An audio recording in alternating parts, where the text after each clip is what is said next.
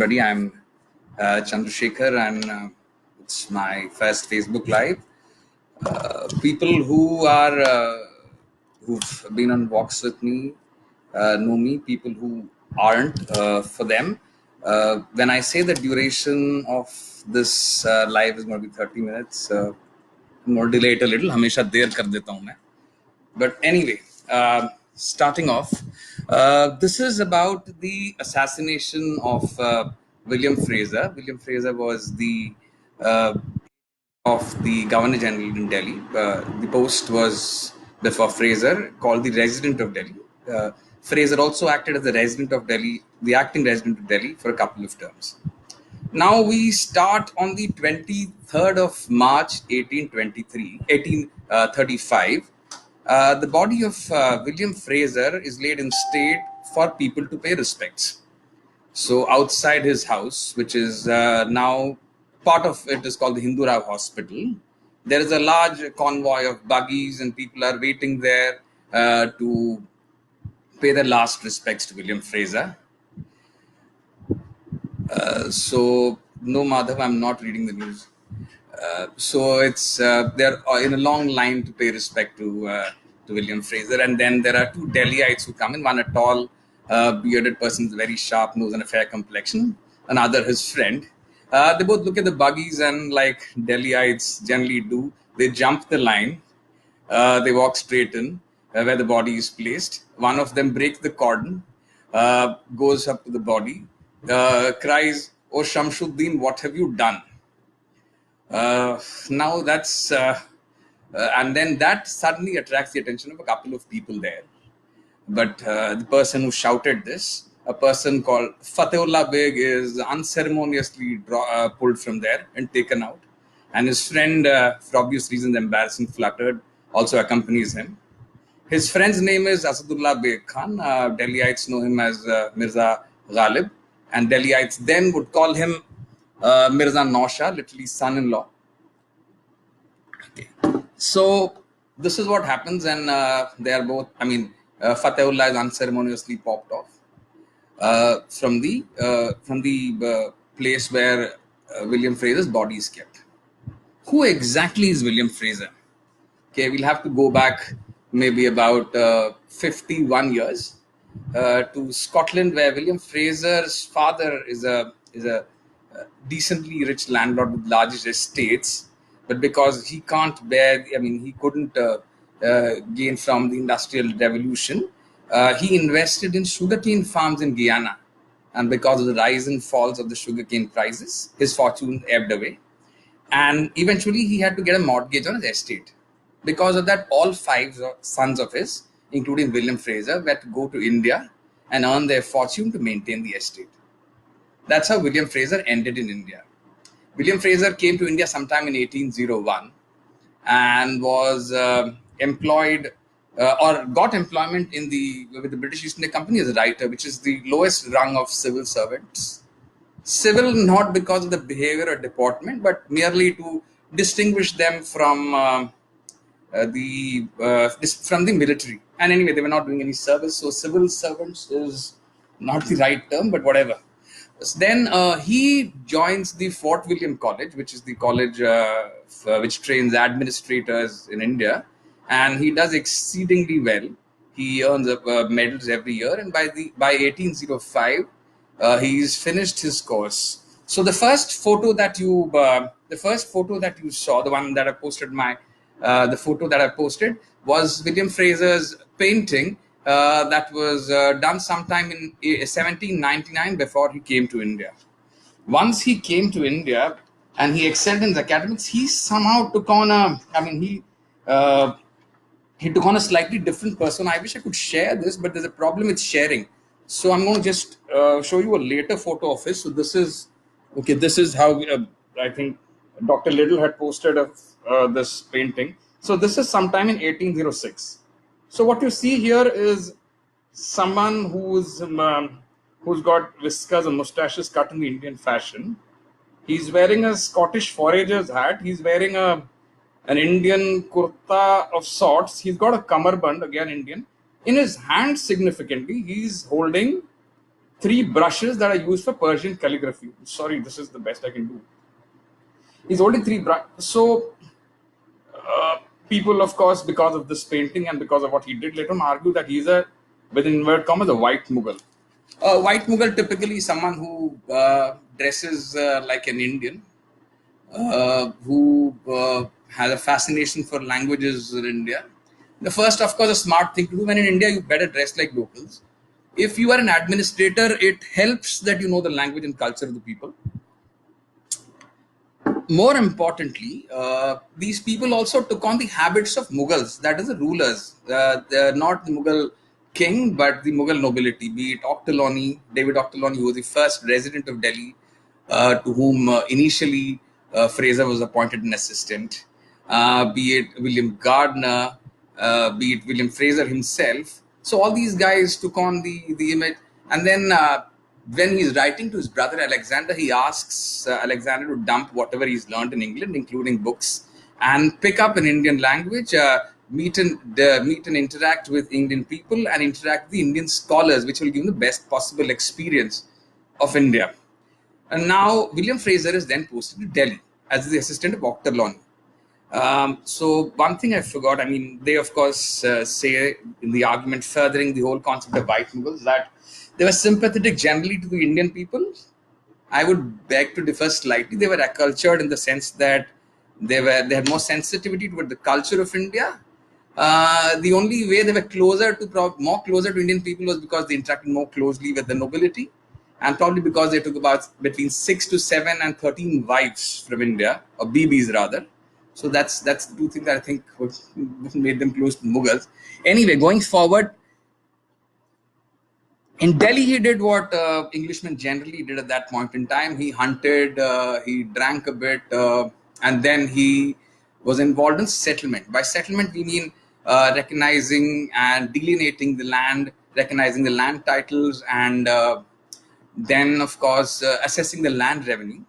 Indian source, the British sources, of course, say that the people might have endured a slight bit of hardship thanks to the settlements. The British sources say that. The Indian sources, on the other hand, say that villages were emptied and they went over to states ruled by princely. They went over to states ruled by Indian princes, where settlements did not apply. Whatever be the case, this is what Fraser did during his time.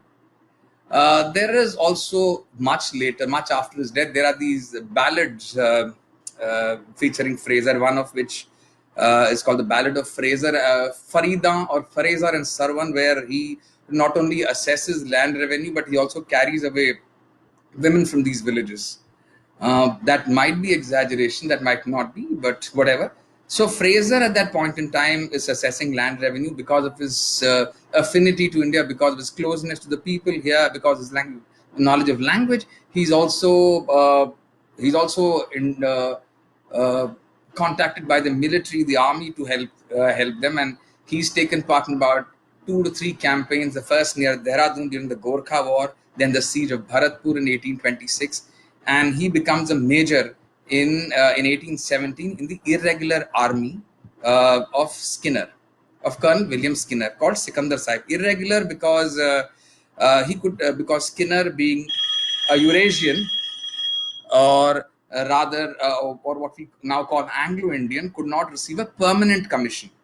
So he had his own troop of irregulars whom he raised, and then Skinner's first and Skinner's third becomes is now a part of the armored corps. It's the first horse. Yes, it's the first horse. It's a part of the Indian Army now. One of the oldest in the Indian Army. There's President's Bodyguard, which is probably older than that. But one of the oldest regiments in the Indian Army is Skinner's Horse. So he becomes a major in Skinner's Horse. The other significant thing that William Fraser is known for is the fact that he sort of compiled what is now called the Fraser Album.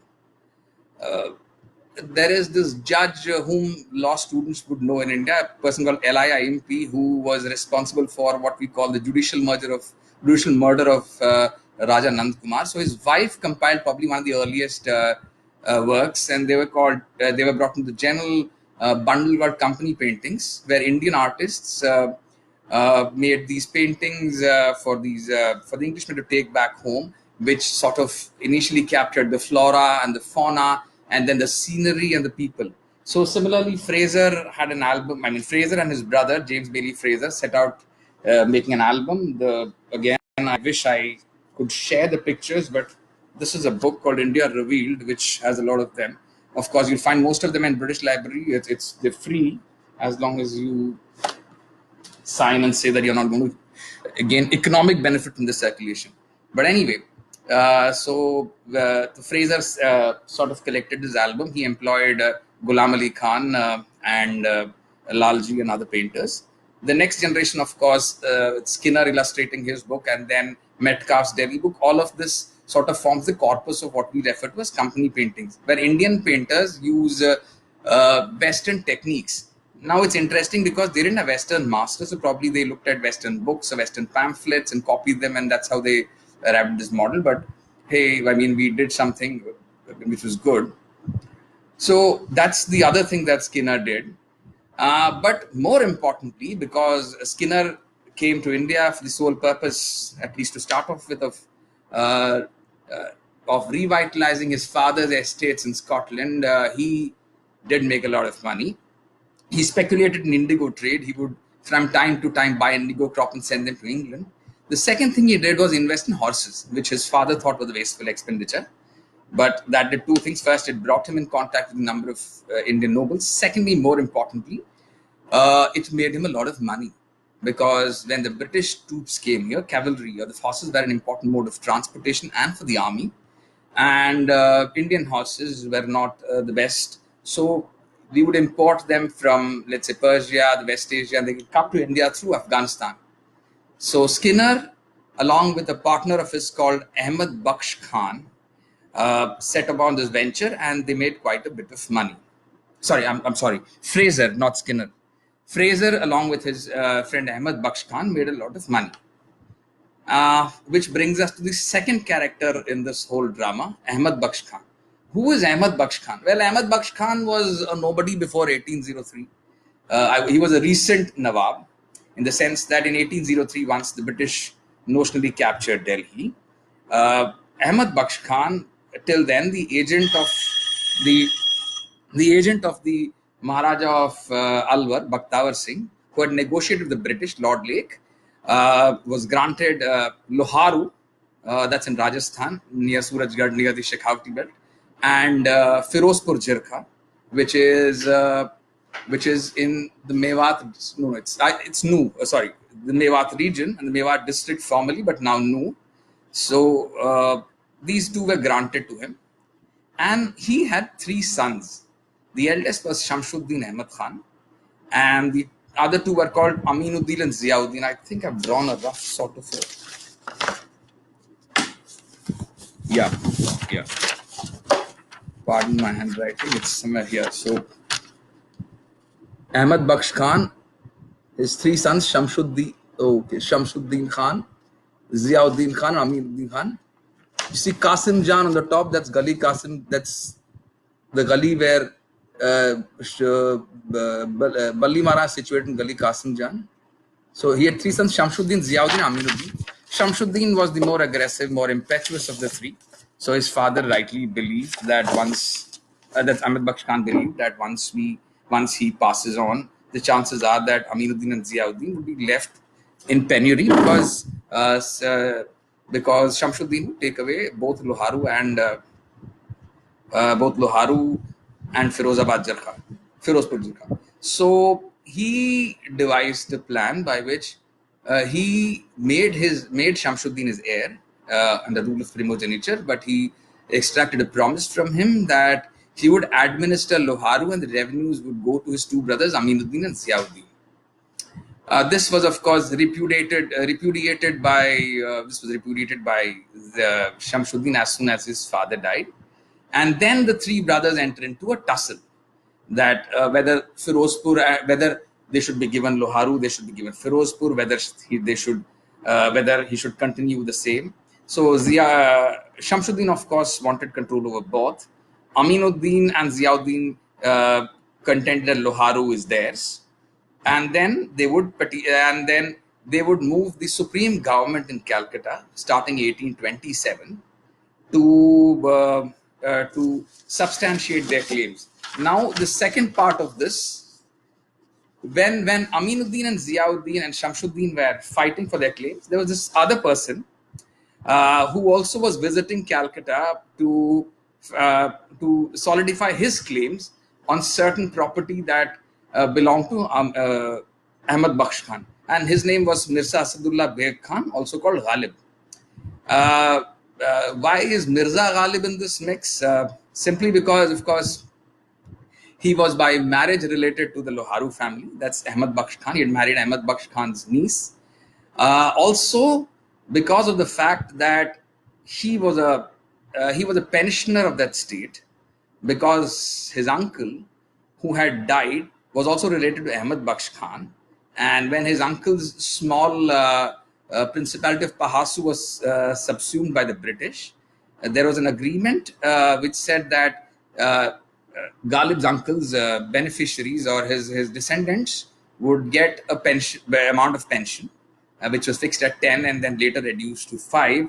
And Ghalib contended that the reduction was illegal as the document on which it was based was forged. So we have the principality of Firozpur, Jirkha, and Loharu that's going to Calcutta to resolve an inheritance dispute, and we have at the same time Mirza Ghalib, the fourth actor in the whole scheme of things, also going to Calcutta. So unlike the Nawabs who probably said their representative reached Calcutta in 3 days, the journey of Mirza Ghalib took about a little more than 2 years before he returned to Delhi. He went to Lucknow first. He met Nasikh, the famous poet there. He tried to reach the court of Awadh. He was successful in meeting the prime minister, but of course, Ghalib being Ghalib, put two preconditions on meeting the Nawab and composing a qasida in his benefit, in his favor. The conditions being that he should not give peshkash or the gift, and that he should be allowed to stand between certain nobles, both of which were rejected, and Ghalib came back disappointed, and he set off to Calcutta. He stopped at Banda, of course, took some financial help from the Nawab of Banda. Interestingly, the Nawab of Banda, if you watched Bajirao Mastani, is a lineal descendant of Bajirao and Mastani, in the sense that the Nawab of Banda came from the son of Bajirao and Mastani.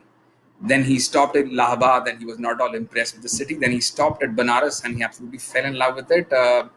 He compared to Mecca, and he wrote a Masnavi called Chirag there, where he says, Ta'alla Banaras Chashma Baddur. And then he moves on to Kolkata. Kolkata is mixed for Ghalib. Of course, towards the end of his tenure, he says, Kalkatte ka jo zikr kiya tumne hamnashni ek teer mere dil pe utara ki hai hai. But then it works both ways for him. Later on, he finds out, of course, that his pension is rejected, but immediately he participates in a mushaira in front of a lot of people. That's a problem in Calcutta. So I'll tell you why. Because the Fort William College was established by the British, of course, to train civil servants, but a lot of research was carried into languages such as Bangla, Sanskrit, Persian. A lot of codification happened.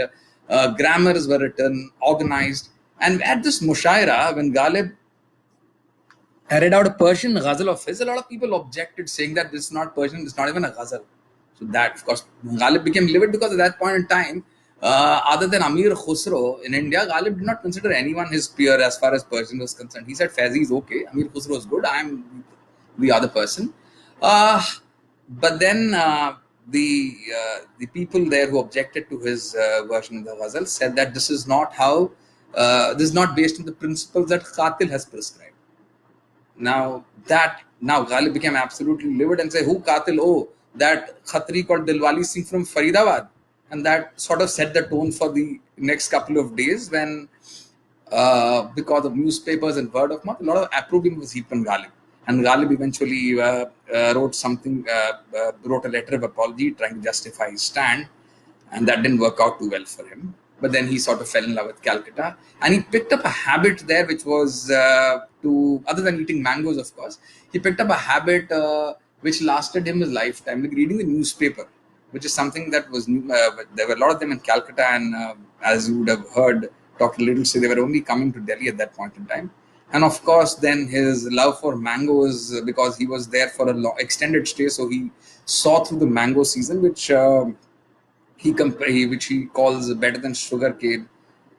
मुझसे पूछो तुम्हें खबर क्या है आम के आगे नए शक्कर क्या है नए शक्कर sugar cane. Anyway, so he comes back to Delhi, and then he realizes that his pension demand for pension is not answered. So he has a stone to grind against Shamsuddin Khan. So now, if you remember, when I started off, I said that there is this person standing next to him at the public viewing of William Fraser, shouting, "Oh, Shamsuddin, what have you done?" So the other person also had a property dispute or a grouse against Shamsuddin Khan. So the reason why I include both Ghalib and Ghalib in the whole talk was because we're leading towards the death of William Fraser, and Ghalib is an important character, at least during the investigation phase. So now we have Shamsuddin Khan, we've got William Fraser, we've got Mirza Ghalib. Then there is this recent book, not very recent, there's a recently translated book in English called Mirror of Beauty by Shamsur Rahman Farooqi, Kai Chand The Sare Asman, which posits an interesting theory. So it says that Shamsuddin Khan and William Fraser fell in love with this lady called Wazir Khanum. Wazir Khanum was earlier married to an Englishman called Marston Brake from Jaipur, but after his death, she moved back to Delhi, and she was about 19 or 20 years of age when she met Shamsuddin Khan, and when William Fraser saw her. So it says that all of this was a result probably of William Fraser's infatuation to it. So there is a whole chain of events. The first, of course, is that it was William Fraser who pushed the contenders against Shamsuddin Khan, that's Aminuddin and Ziauddin, and convinced one of them to go to Calcutta and overturn the order which granted Shamsuddin Khan sole rights to Loharu and Firozpur. The second event, of course, is that he started after a certain point sending periodic reports on the administration of Firozpur Jirkha, which said that there was a lot of lawlessness, no woman was safe from the eyes of the Nawab, etc., etc., which Farooqi Saab says was an exaggeration and based purely on rumors, and it's fake news essentially, but it worked apparently. So, and the third thing was that there was a point in time where in Chandni Chowk, somewhere near Fatehpuri Masjid, William Fraser, who was aware of the culture of Delhi, publicly abused Shamsuddin Khan, taking his sister's name. And fourthly, when Shamsuddin Khan had gone to Fraser's house on the Pahadi, he was manually ejected. He was picked up and thrown out. And all this, whole sequence of events led to the Nawab getting very angry, and the final straw that broke the camel's back was the order from the supreme government in Calcutta, to the extent that Loharu was to be given to Aminuddin Khan, and Firozpur Jirkha was to stay with Shamsuddin Khan. So we are very slowly rather, 24 minutes. We are moving towards the assassination of William Fraser. So a despondent Nawab apparently is sitting when his sharpshooter and his Lord of Hunt, Karim Khan, comes up to him and asks him what it is. So he shows him the order. This is from, of course, Shamsur Rahman Farooqi, the fictionalized part of it. Shows him the order, and then as an unspoken word, he goes away, and he understands that his master, that is Shamsuddin Khan, wants William Fraser killed. And then he goes off to Delhi. So he goes off to Delhi with another person called Ania. So that brings us the fifth character in the entire drama. The fifth character is Karim Khan. Karim Khan is called a Bharmaru. He's referred to as a sharpshooter in the English record. Bharmaru just means someone, because at that point in time, guns were muzzle loading, that you load it from the top. So you have to load it from the top, and then with a stick push it down, and then you put the round in, and then you shoot. So they were all muzzle loading guns. So jo bhar ke marta tha, that's literally what it meant. So it's called Bharmaru. He was well versed in guns. Then he was well versed in shooting something called the Bedharmi. The Bedharmi was something that apparently did not have a religion but spat fire. We know the Bedharmi as a rifle. It later on it started being called a rifle. It's called the rifle because on the interior there are these groovings or riflings which help propel the bullet, the round out. He was also very good with the carbine. The carbine essentially handling is smaller than the rifle, which helps you in close combat and scatters the shell. So, which helps you in close combat. So he was good in all three. So he was probably chosen because of his because of what he was a specialist in. And then he went to Delhi. He went to Delhi sometime in October 1834, and he lay wait for more than 6 months for the right opportunity to shoot and kill William Fraser. That's one of the things that later came out in the trial as to why he was in Delhi for 6 months. And then he would receive these letters from the Nawab, at least one, which said that, which said whether he had found a way to buy the pups and whether the pups were kept well guarded, and then he should finish the transaction as soon as he can. Later on, the British interpreted the use of the word pups as a code for the assassination, but whatever. So he first stayed in the Nawab's guest house in what is now called Daryaganj, and later on near Kashmiri Gate. And on 22nd of March, when when William Fraser was coming from Kishangarh, when coming to Kishanganj, that is Samani Rana Pratap Bagh now. So, I mean, if you want to go if you are in Delhi University, you go down the ridge for the Mutiny Memorial, cross the Baraf Khana, and keep going straight, Bada Hindu Ram, and then you reach that place. That's where it is. So, in Kishan, he had gone to the party thrown by Kalyan Singh. Raja Kalyan Singh was the deposed ruler of Kishangarh in Rajasthan. So, and he was coming back from there when he ascended the slope. He was staying in what is now the Hindurag Hospital. He ascended the slope, which is a part of the private path that led to his house, and in his buggy. And as he was going up, there was a rider who pulled alongside him. The coachman, of course, thought that this was Fraser's accompanying rider, but it turned out to be Karim Khan, apparently a masked person in black on a darkish horse. He raised his carbine and shot through the right side window of Fraser's carriage. The first bullet hit the lung, passed into the abdomen. The second, the heart, and the third again in the abdomen. Of course, Fraser died after the first bullet itself, and this was verified by the doctors Messrs. McNaughton and Chiman Lal. Chiman Lal is actually Chaman Lal. He was one of the early converts to Christianity. You'll find a memorial tablet of his dedicated to Chaman Lal. That's Dr. Chaman Lal in the St. James Cathedral. You'll also find, interestingly, next to Chaman Lal, if you once the lockdown is over and once it's safe to walk around in Delhi, if you go to the St. James Church, not the St. James Church, you will find a tablet dedicated to a person called William Monk Mason. Unlike most of the other tablets there, this is dedicated to someone who was not anyone in Delhi. He was actually the assistant resident in Jodhpur, and he was killed in 1857 in the Principality of Aua. His significance is, of course, that much after his death, the local Rabadis worshipped him as a god. But that's aside. Now back to William Fraser. So William Fraser was shot dead, and on the 22nd of March in the evening, in his estate just near his house. And on 23rd is where we started off, with his body kept in state, and our man Fatehullah Beg shouting that, "What have you done, Shamsuddin?" So now, while he was pulled out and thrown out, three people noticed this thing. The first, actually two: Simon Fraser, a cousin of Williams, and later the agent in Delhi. But at that point in time, he was the sitting magistrate.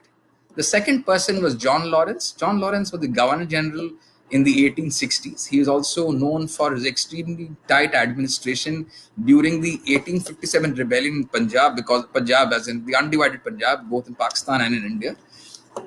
and also for certain reforms. At that point of time, he was a junior civil servant posted in Panipat.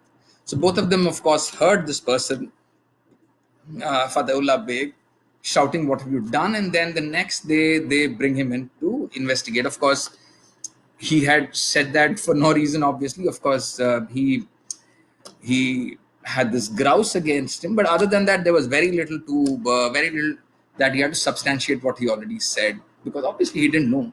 Then they caught his neighbor, a person called Mughal Beg, who Percival Spear later on describes as being devious and cunning, and who had the ear of the emperor. Nothing like it. He was the father-in-law of Shamsuddin, and he also knew nothing, but he also brought in and investigated.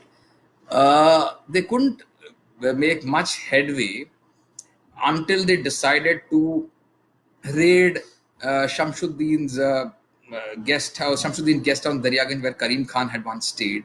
And there they found a horse which apparently matched the description of the horse that in the dark of the night was used by a man dressed in black and masked, uh, who had shot William Fraser. So apparently, in the dark of the night, in a foggy night in a winter night in March, they saw a dark horse on which a man wearing a dark dress and masked riding away, and they could identify the horse. So this was the horse that in question. So they identified the horse. Apparently, the hoofs of the horse were turned the other way, and Lawrence surmised that was on account of the fact that once anyone rode on a horse with the hoofs turned the other way, they would know where the horse was coming and going, which made it easy for Karim Khan to cover his tracks. Later on, when they were dredging a well nearby, they found a sort of carbine, and then they've also found a letter from the Nawab, apparently unsigned, unmarked, unstamped, with no seal on it, which said that how are the dogs doing, or something of that sort. And then they, of course, arrested Karim Khan, who was trying to sell the horse off. And then they thought that the investigation had ended, because everybody was sure, right, even before the investigation that had started, that it was Shamsuddin Khan who was the man behind it, and of course Karim Khan was an employee, so they could, but nothing. I mean, they could not get anything out of Karim Khan. They could not establish whether the gun was owned by him. They could not establish whether the horse was in his stable. He absolutely denied that he turned the horse to the other direction. The only thing they could prove that he was in Delhi at that point of time, which was not denied by him. Uh, in the meanwhile, there was this accomplice of his called Ania, who had a Mewati who had run off to the Nawab. So as soon as he heard the gunshot, he rode away to the Nawab to tell him that his mission has been accomplished. So, and the Nawab said that a lot awaits you, or so, which sort of put a doubt in the minds of this Ania Mewati, who thought that he'd be killed because he's the only witness. So he ran off and he hid somewhere in Bareilly, and apparently John Lawrence caught him from there, and on the threat of being hanged, brought him back to Delhi. And then they hoped that he'd become the star witness, in the sense that they'd reveal everything. But the best they got out of him was that he was with Karim Khan when Karim Khan was in Daryaganj, and then the horse could be turned. The horses, and then he saw Karim Khan turning the horseshoe the other way. They could not establish whether Karim Khan was instructed by the Nawab, whether the Nawab was happy when he heard the news, nothing of that sort. But anyway, the Britishers at the Sessions Court, the Britishers filed, the Englishmen, filed the charge sheet implicating both the Nawab and Karim Khan with the magistrate. The magistrate, of course, was Simon Fraser, so he approved the matter for trial. The trial was to be in session court. So they appointed a special judge, a person called Russell Colvin. People from Lucknow would know of a college called Colvin Talukdar. Russell Colvin's descendants were the guys behind the Colvin Talukdar College. Russell Colvin probably died in 1857. So, so it was a foregone conclusion, of course, that the Nawab would be charged. And then the trial proceeded. The Nawab was arrested sometime on the 2nd of May. They say they used a stratagem where they sent Skinner first, Colonel Sikandar Sahib, Colonel James Skinner.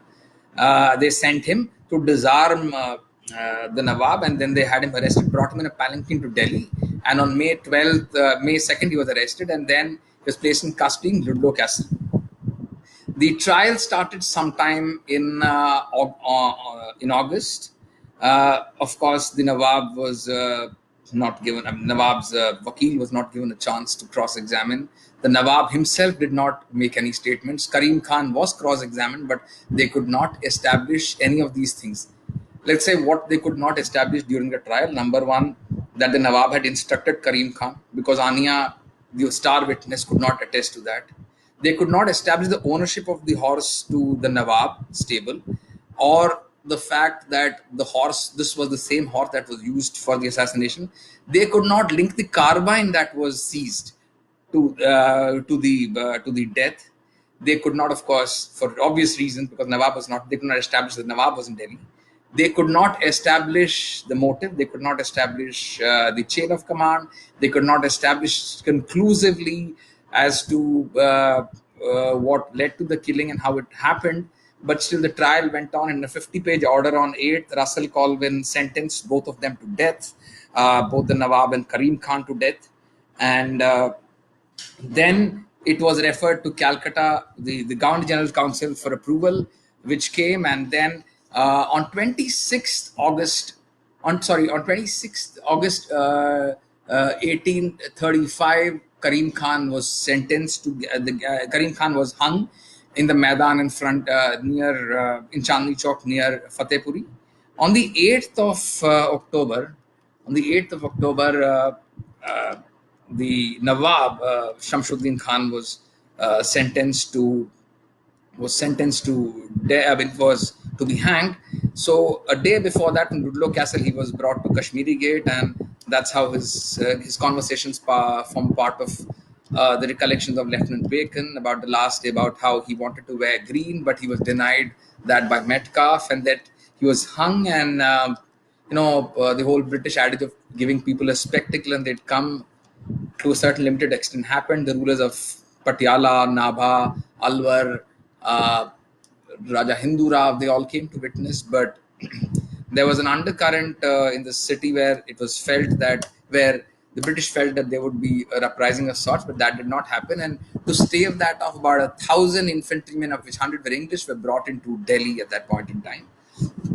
He was hanged at 9 a.m. in the morning, and certain witnesses, of course, say, as Percival Spear states, that certain witnesses say that his head turned towards Mecca, and he was finally buried in the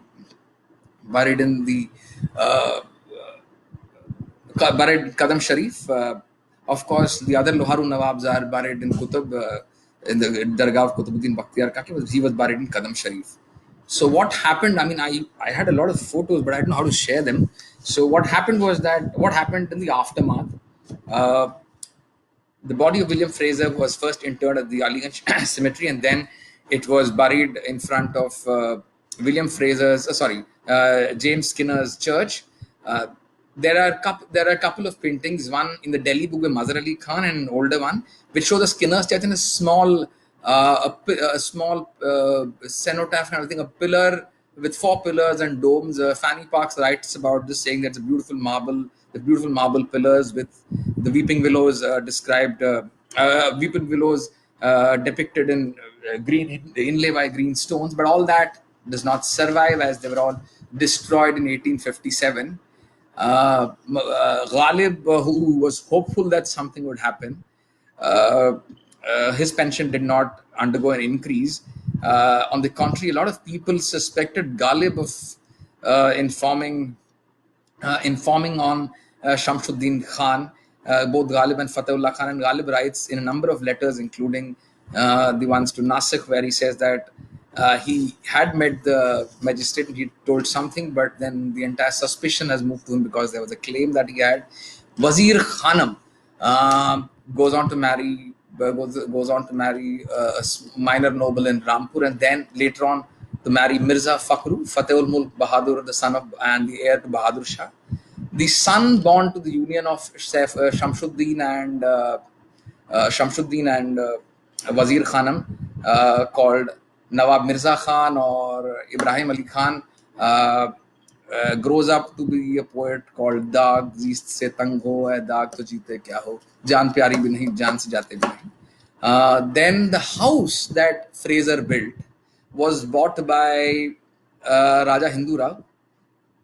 There is a Sindhia angle to this also. Right. So Raja Hindu Rao was the wife of was the sorry was the brother of Baiza Bai. Baiza Bai was the wife of Daulat Rao Shinde, later Scindia. So was the wife of Daulat Rao Shinde. So and then after his death, she was the regent, and she had adopted a relative called Jankoji, and later on Jankoji had overthrown her, and that's when she had run off to Agra, and Hindu Rao was displaced to what we in Delhi, and then he bought that house called, which is now called Hindu Rao House. Uh, that house also played a significant part in the defense of Delhi by the British. That is where the Sirmaur regiment was placed, and who defended the ridge. Sirmaur later on became the second Gorkha Rifles. Uh, then Mirza Ghalib, and then of course nobody remembers William Fraser or what happened to him except for the Delhi book and the episode, unfortunate episode that happened. So that's about the end of our Facebook Live today. Thank you.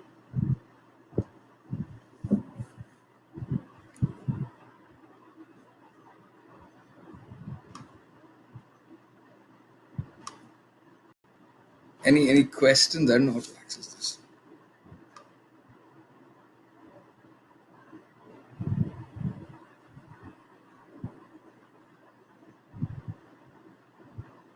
Yes, Om Tiwari, it's Wellesley's Fort William College. Russell Colvin died in Agra in 1857 of cholera. And yes, Rajat, that's what happened. And the unsightly tomb that uh, is in front of the Diwane Am is Russell Colvin's. Yes, Kishanganj is Trevelyan Ganj.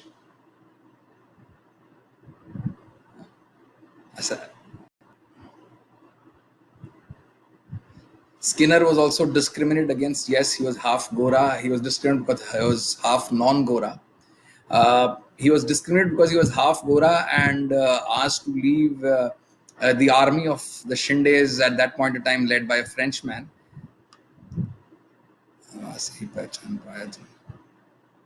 Looks unlike. Oh, thank you. Quite dandy. Dandy or a fob. Nice accent. Civil servants definition. Where in Scotland?